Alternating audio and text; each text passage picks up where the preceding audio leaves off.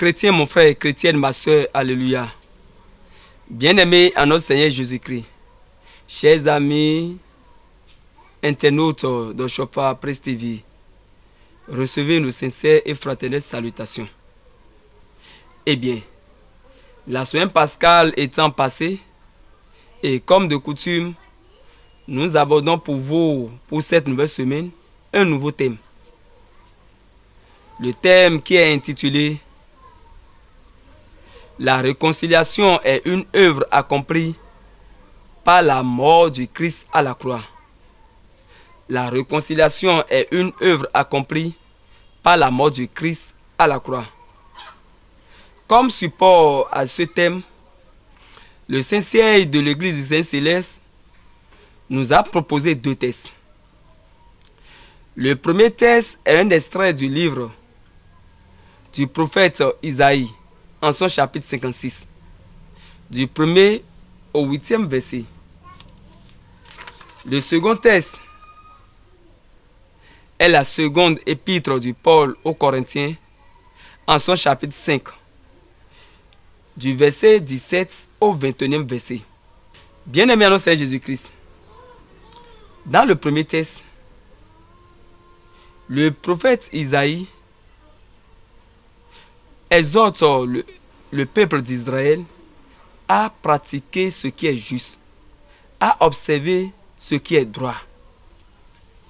Le prophète, dans le texte, annonce la venue du salut et exige le respect des lois de l'Éternel, surtout le respect des jours de sabbat, qu'il prend comme une condition sine qua non pour accéder à ce salut. Quant au second texte, Paul, apôtre du Christ, dit que si nous sommes en Christ, nous sommes de nouvelles créatures. Les choses anciennes sont passées. Il continue pour nous dire que Dieu nous a réconciliés en lui par la mort du Christ. Alors voici en quelques mots la contenu, le résumé de ces deux textes. Revenons à notre thème. Le thème dit « La réconciliation est une œuvre accomplie par la mort du Christ à la croix ». Ce thème implique en amont qu'il y a une séparation, qu'il y a un conflit, qu'il y a une situation entre le Créateur et sa créature. Et la seule solution à cette séparation n'est rien d'autre que la mort du Christ à la croix. C'est ce que nous pouvons comprendre par le thème de cette semaine. Posons-nous ces deux petites questions. Premièrement, quelle est la cause de cette séparation? Quelle est la cause de ce conflit, c'est-à-dire entre les hommes et Dieu? Deuxièmement, quel est l'avantage? Quel avantage nous pouvons tirer de la réconciliation que le Christ a fait sur la croix? Quel avantage de la réconciliation de la mort du Christ? Chers frères et sœurs en Christ, le livre de Genèse en son chapitre 2 verset 17 nous déclare. Livre de Genèse chapitre 2 verset 17 que je cite. « Mais tu ne mangeras pas de l'arbre de connaissance du bien et du mal. Le jour où tu en mangeras, tu mourras. » C'est ce que le texte nous a dit. C'est ce que le passage nous a enseigné. La désobéissance à cette loi de l'Éternel a été la cause de notre séparation. En réalité, Dieu ne s'est pas éloigné de Dieu et de l'homme. Ce n'est pas Dieu qui s'est caché de l'homme. Tantôt, c'est l'homme qui s'est éloigné de Dieu. C'est l'homme qui s'est caché. Puisque le livre de Genèse, en son chapitre 3, verset 8, nous dit que lorsqu'ils ont entendu la voix de l'Éternel, marchant dans le jardin d'Éden, ils se sont cachés. Donc, en première position, c'est l'homme qui s'est caché. C'est l'homme qui s'est éloigné de son Créateur. Et cette séparation a été manifestée par le renvoi du jardin d'Éden. Et ce renvoi a été accompagné par des sanctions. Genèse chapitre 3, verset 16. Genèse chapitre 3, verset 16. Dieu a maudit le serpent. Dieu a maudit la femme. Et Dieu a également maudit l'homme. Alors, ces malédictions ont conduit l'homme dans la souffrance, dans la douleur, jusqu'à la mort. L'homme était dans la déchéance totale. Ne pouvant plus supporter cette souffrance, cette douleur, engendrée par leur péché, engendrée par leur désobéissance, l'homme a commencé à éprouver le désir de se rapprocher de son Créateur. L'homme a maintenant besoin de Dieu. L'homme veut se réconcilier avec son Créateur. Et c'est ce que l'un des fils de Korah nous a dit dans le livre de Psaume.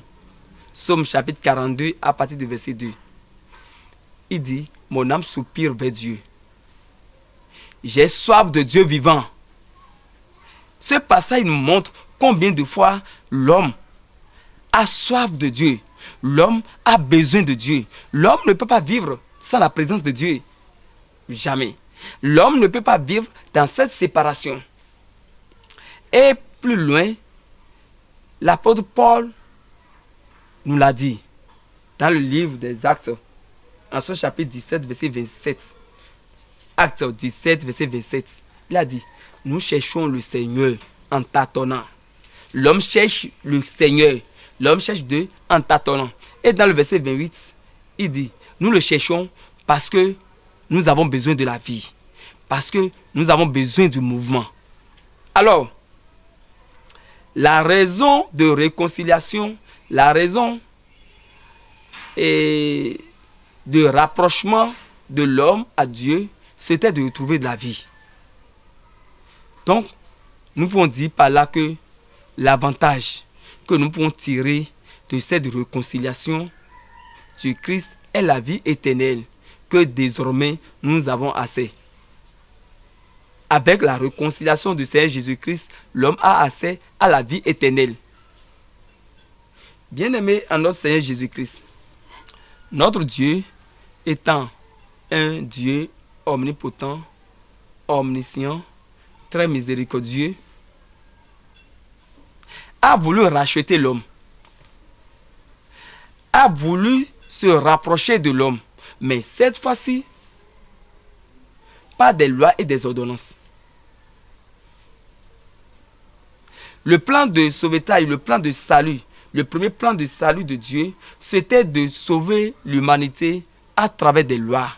Et pour ce faire, il a choisi Moïse. Il a suscité un prophète en leur sein. Mais Moïse n'était pas le réconciliateur. Moïse ne pouvait pas réconcilier l'homme à Dieu. Il n'était qu'un interlocuteur. C'est-à-dire, il assure la liaison entre les hommes et Dieu. Mais il ne peut pas réconcilier l'homme à son Créateur. Il est l'interlocuteur. Donc, à travers Moïse, Dieu a envoyé des lois pour pouvoir nous racheter. Là, nous pouvons le lire dans le livre de Lévitique, chapitre 18, verset 5. Lévitique 18, verset 5. Vous observerez mes commandements, vous observerez mes lois, vous observerez mes prescriptions, et par mes ordonnances, vous serez sauvés. Donc, Dieu a voulu sauver. Dieu a voulu donner vie à l'homme par des lois. Or, ces lois ont des limites. Parce que plus tard, Ézéchiel nous a dit, dans le livre d'Ézéchiel, en son chapitre 20, verset 25, Dieu dit, je leur donnerai des préceptes et des lois, des ordonnances par lesquelles ils ne pouvaient pas vivre. C'est ce que le livre d'Ézéchiel a dit, des ordonnances par lesquelles ils ne pouvaient pas vivre. Et au nombre de ces lois, nous avons celle dont le prophète Isaïe nous a parlé dans le premier texte, c'est-à-dire qui est le respect du sabbat. Cette seule loi sur le sabbat entraînait des morts dans le rang des enfants d'Israël. Parce qu'on dit, si tu manges le jour de sabbat, tu mourras. Si tu fais ceci, tu mourras. Si tu fais cela, tu mourras. Cette loi, ou bien ces lois, n'arrivent pas à libérer des hommes. Ces lois ne nous rendent pas libres. Au contraire, nous sommes devenus l'esclave de ces lois. Nous sommes devenus l'esclave de ces lois. Seule l'arrivée de Jésus qui a pu abolir certaines de ces lois. Et comme l'a dit le livre de Galates, en son chapitre 4, verset 4, il dit, mais lorsque le temps est arrivé, Dieu a envoyé son Fils, qui est né d'une femme, qui est né sous la loi, pour racheter tous ceux qui étaient sous la loi.